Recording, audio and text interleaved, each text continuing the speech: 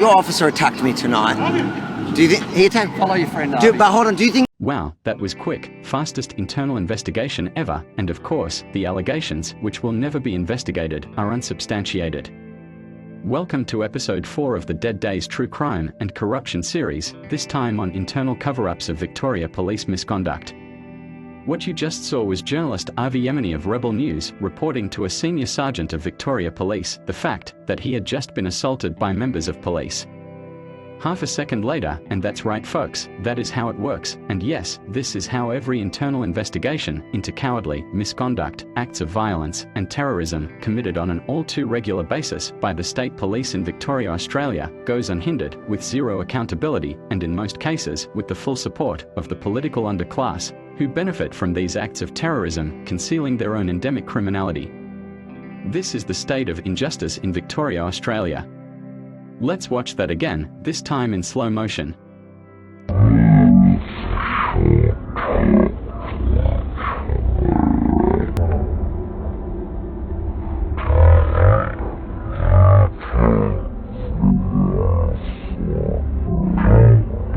Communist China, it is a funny communist China, it is a funny communist China, it is a funny this week they mocked you guys for your enforcement. Do you find that funny?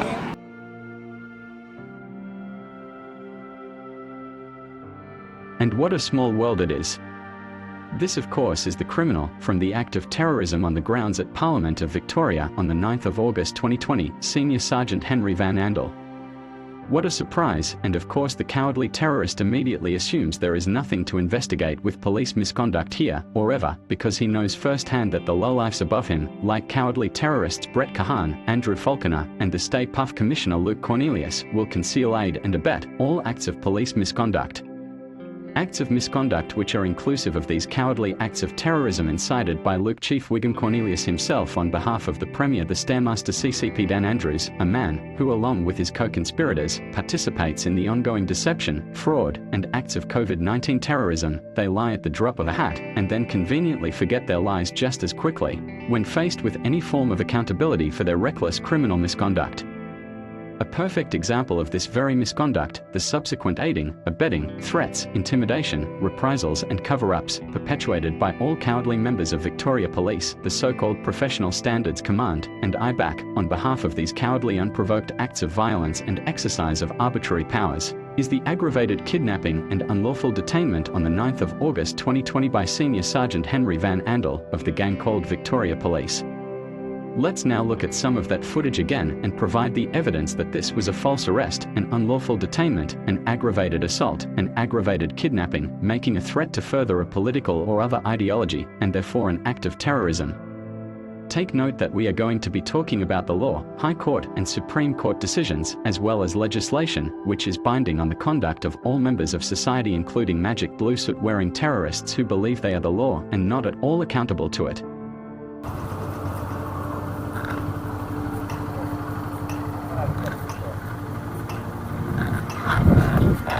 Hi mate. Mate, you're zipping around. I'll have a quick chat with you over here, sir. I don't answer questions, so... You don't answer? Your name, sir? No, I don't answer questions. Yeah, where do you live? I just live in North Melbourne. Well, you need to provide some evidence of where you are. Clearly Senior Sergeant Henry Van Andel is in the process of breaking the law.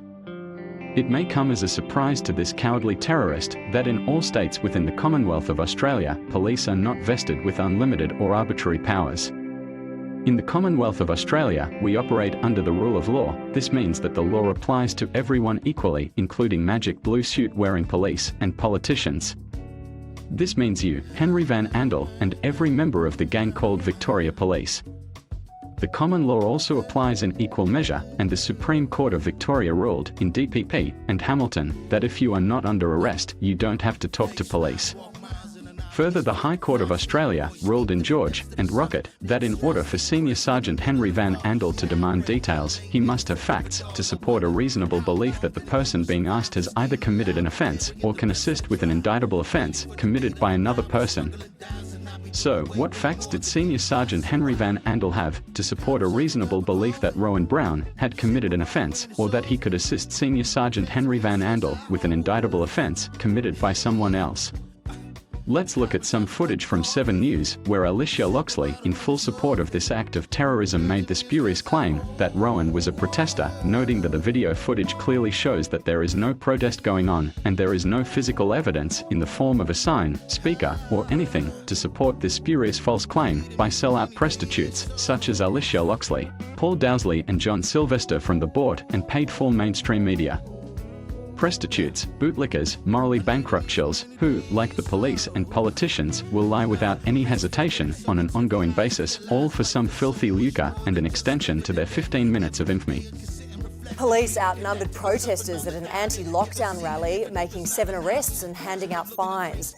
They're among a record number of Victorians caught breaching restrictions. But that stay-home message hasn't stuck for all. Yesterday, 268 Victorians were found to be flouting the rules. Even one person making the wrong decision can lead to chains of transmission where there are hundreds of other people who get this virus. Even one person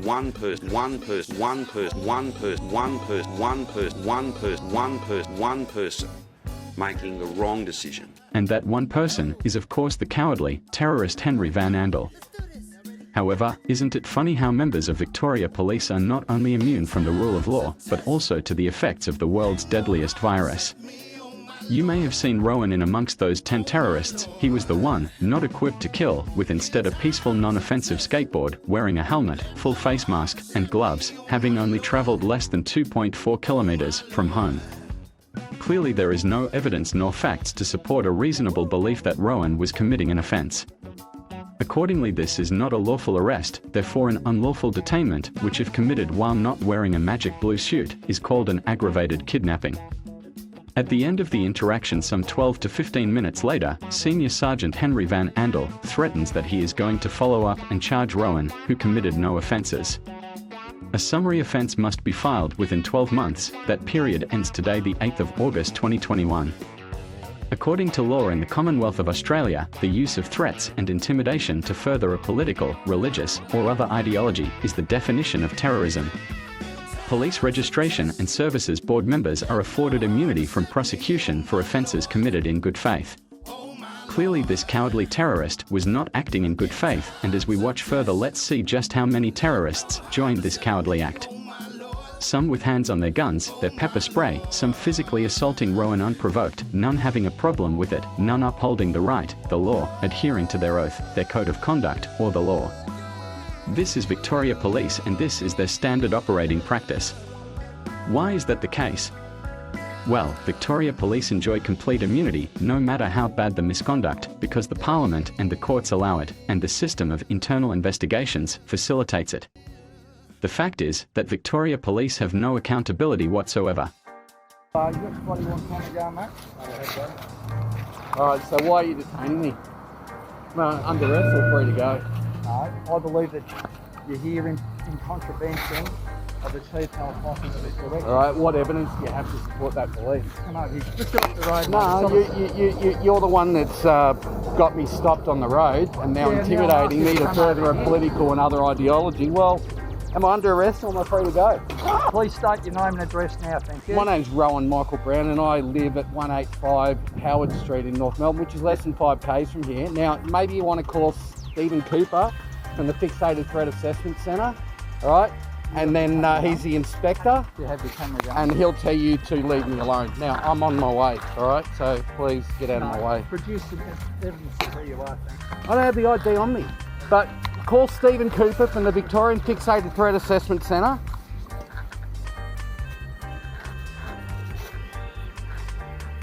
Do you have a biosecurity order? Stephen Cooper. Stephen Cooper. He's the inspector of the Looping-Logical Victorian Fixated Threat Assessment Centre. Now, I'd like to go, so please. You got nothing on. No, What was your name? Rowan Michael Brown, but they know where I live. Now, leave me alone. If you hinder me. Just stay there. All right, I need your full name. Yeah, Henry Van Andel. Okay, state your number, your employee number. Yeah, I work down at the Victoria. No, your Police Centre, employee mate. number. You meant to give me your employee number. 21441. Okay. Let's get some more down. Well, I told you, call Stephen Cooper from the Victorian Fixated Threat Assessment Centre. Did you ask for these cameramen's IDs or just mine?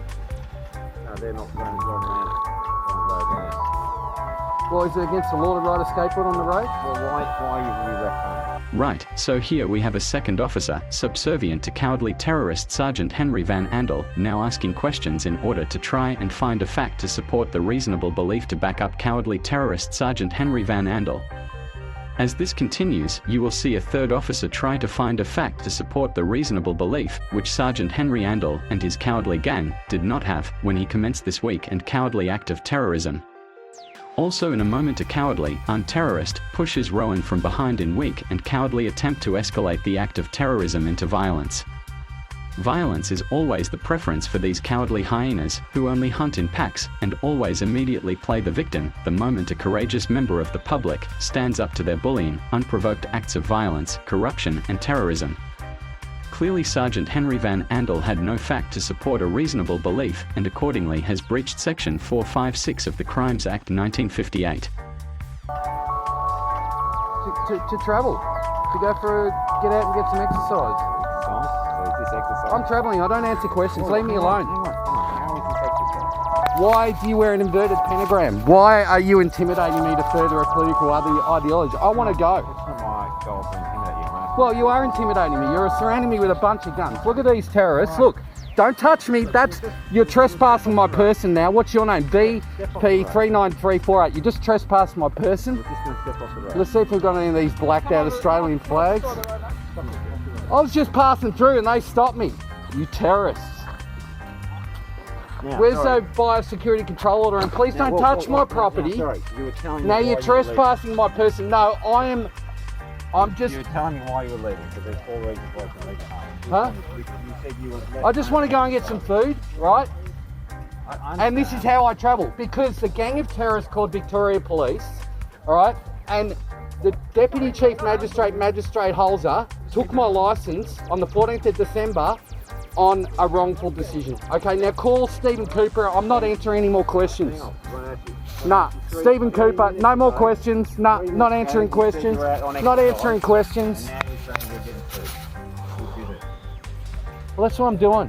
Well, unfortunately, based on what you're telling me, no, based on, I believe in reasons, man, you are out and back. Well, I believe on reasonable grounds that you're a terrorist and I'm placing you under arrest for an act of Officer's terrorism against the subject of the Commonwealth of Australia. Unless you prove your ID to me.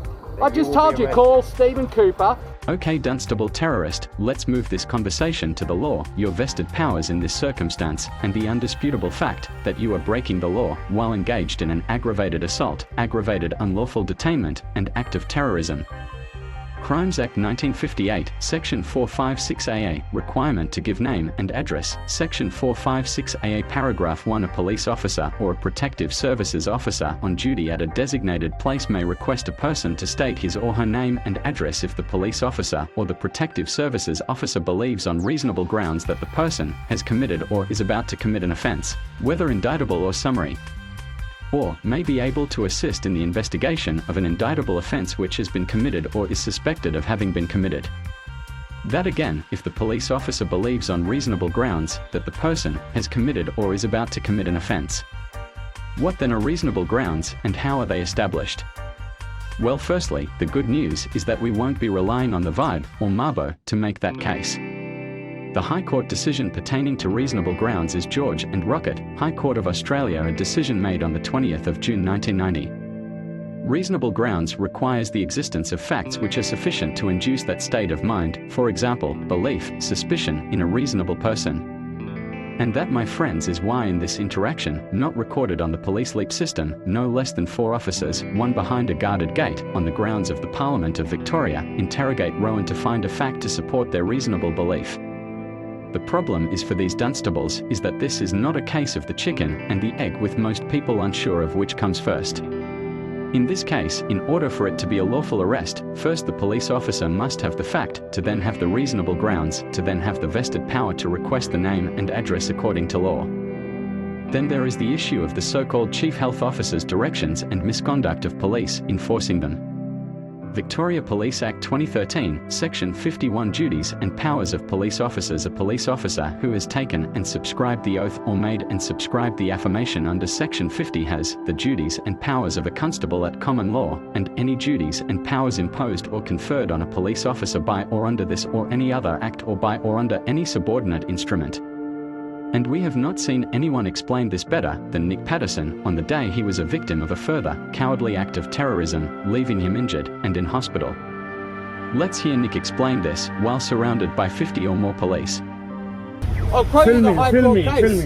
When a statute prescribes that there must be reasonable grounds for a state of mind, it requires when a statute prescribes that there must be reasonable grounds for a state of mind, it requires the existence of facts. Everyone, Corden. To induce that state of mind in a reasonable person. Please provide the facts to verify your belief that I'm committing an offence. What's your name? Show me your license. Where You go is my the way. facts What's your name?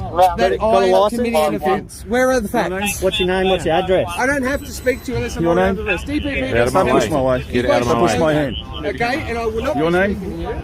Your name? Senior Constable. Badge number? 41942. So I couldn't get that? 41942. Thank you. Your name, please? Excuse me, what's your name? Constable Brennan. Your number? Thank you. There is no arrest. I don't have to speak to you. I won't be speaking to you. Yeah, so where do you live? Don't push me. 1.5 metres, mate. Don't push me. Don't push me. 1.5 Don't push me. Embarrassing what you guys are doing. Embarrassing. None of your business. Oh, you guys got to get a gun? You think you can bully me? Fuck None of you. your business. What's this intimidation? Why is everyone here? None of your business. And make sure we get all of this and show how they treat people. You need reasonable grounds. It's the High Court case, George versus Rocket, 1990. When a statute prescribes that there must be reasonable grounds for a state of mind, including suspicion or belief, you said belief, it requires the existence of facts which are sufficient to induce that state of mind in a reasonable person. DPP versus Hamilton. I'm under no obligation to speak to the police unless I'm already under arrest. You guys don't know what the law is. You should not be being directed by the government, okay? It's inconsistent with Section 51 of your own Act, the definition of a constable at common law, and it says in your own Act, Section 51, that you're a constable at common law. Also, acting under dictation, being directed by the government is against one of the High Court cases, R versus Commissioner, the Metropolis of Police, ex parte, 1968. It's against that. Acting under dictation is how we get a dictatorship. It's against the law. I think you need to back off. You have no idea about the laws. No idea. Into the police last night. There is no reason for you to be stopping me here.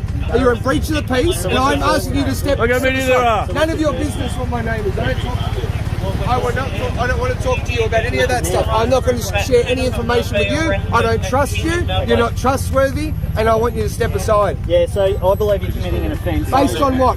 Because I believe you're outside your 5K. Based on what? There has to be facts, or your belief is not valid at Because all. you're not giving me anything else. No, but- that's an assumption. I'm under no obligation to speak to you. Yeah. That's an assumption. I'm under no obligation to speak to you unless I'm already under arrest. Okay?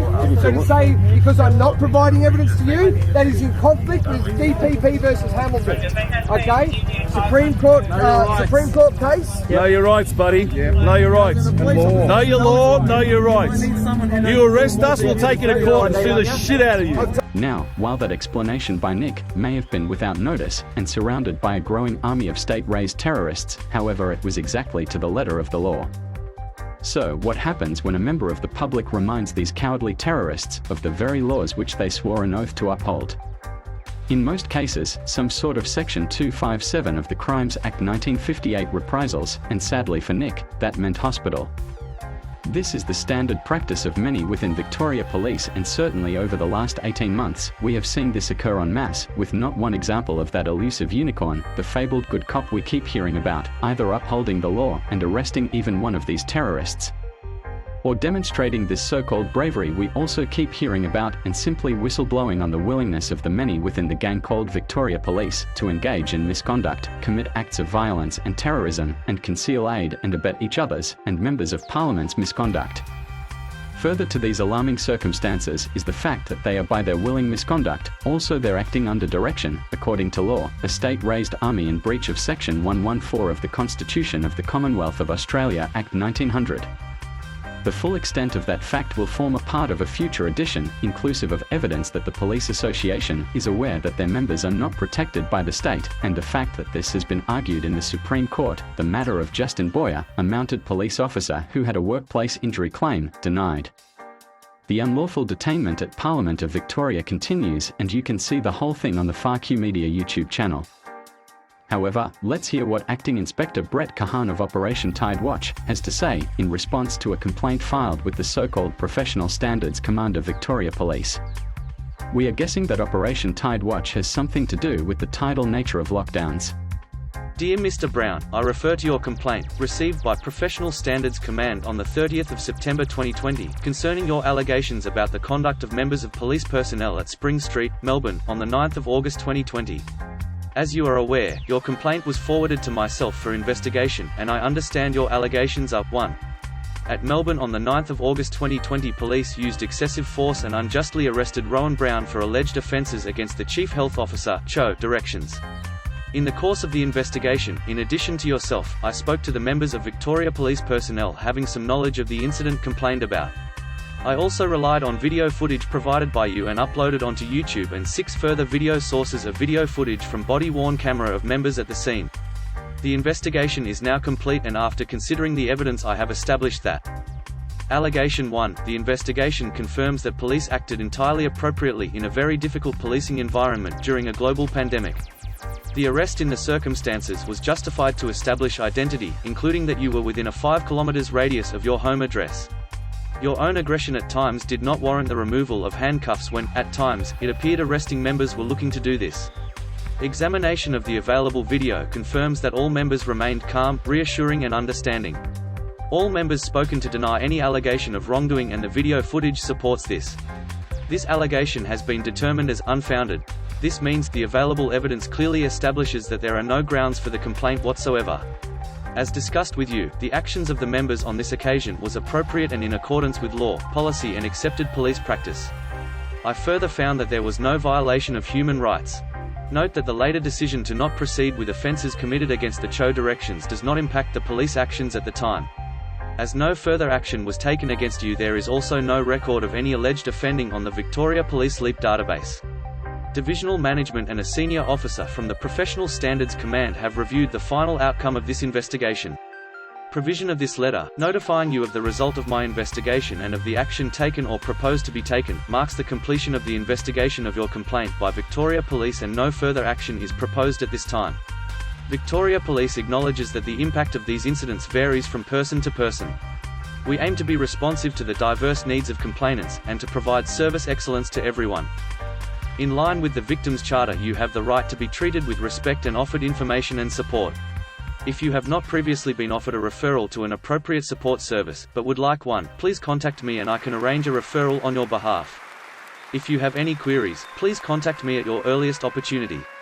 Yours sincerely, Brett Kahan, Acting Inspector, living our values, respect, integrity, leadership, professionalism, support, flexibility, safety. So, has Acting Inspector Brett Kahan proven us wrong, or has this, we investigated ourselves and found that we have done nothing wrong, artifice, seen its final days? Clearly the public has seen that there is no accountability for police in their ongoing acts of terrorism.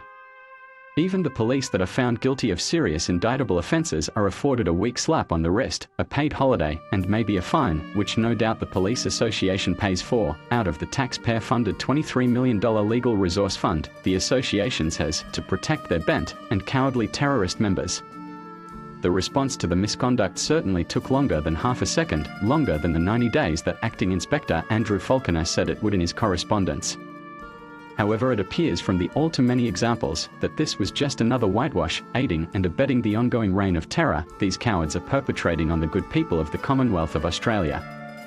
As it turns out, only a part of this instalment has filled a full episode, and as such, Part 2 will be released very soon, detailing the complaint, response, correspondence, a reminder of the laws which have clearly been broken, aiding and abetted by the internal cover-up system.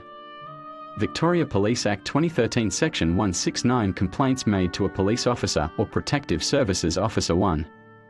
The Chief Commissioner must investigate a complaint made to a police officer or protective services officer about the misconduct of a police officer or protective services officer unless the subject matter of the complaint could constitute a public interest complaint. 2. The Chief Commissioner must, as soon as practicable after a complaint of misconduct is made, give to the IBAC in writing the prescribed details of the complaint. 3. The Chief Commissioner must, as soon as practicable after commencing an investigation into any alleged misconduct by a police officer or protective services officer, give to the IBAC in writing the prescribed details of the investigation. In the second part of this installment, we will show you a document obtained via subpoena in the County Court of Victoria, which is evidence that the Chief Commissioners past and present do not follow the Victoria Police Act in this and several other sections. For now, however, that is all for Part 1, Episode 4 Dead Days True Crime and Corruption series on internal cover-ups. We thank you for your support, watching, liking and sharing our videos on YouTube and Facebook. With a mainstream media, parliament, legal profession and courts willing participants in scandalous lies and breaches of the law, exposure and raising awareness is the key to change and hopefully an end to this 167-year ongoing reign of terror perpetuated on the people of the Commonwealth of Australia by the gang called Victoria Police. I got him out, fucking banging his head. I'm biting his fucking face. I'm pulling hair out of his head. I beat him to a fucking pulp. He's laying there full of...